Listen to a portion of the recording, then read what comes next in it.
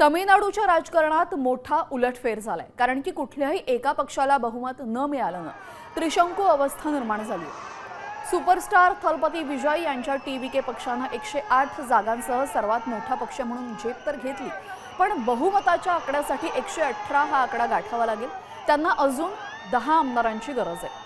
आता सत्तेच्या चाव्या काँग्रेस, डावे पक्ष आणि व्हीसीके यांसारख्या छोट्या पक्षांच्या हाती आलेले आहेत.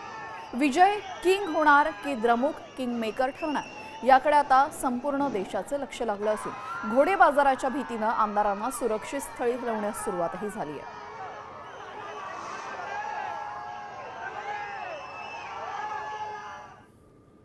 तर थलपती विजयच्या टीव्हीके या पक्षाला 108 जागा मिळाल्या.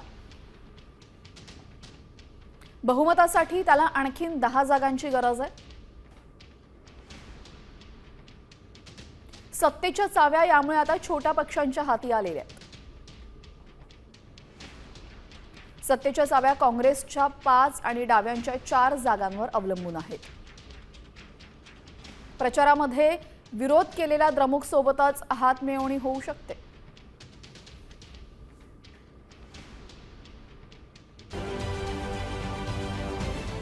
महाराष्ट्रातील सर्व बातम्यांचे विश्वासार्ह व्यासपीठ सकाळच्या सर्व सोशल मीडिया प्लॅटफॉर्मला लाईक, फॉलो आणि सबस्क्राईब करा. तसंच सर्व नोटिफिकेशनसाठी बेल आयकॉन प्रेस करायला विसरू नका.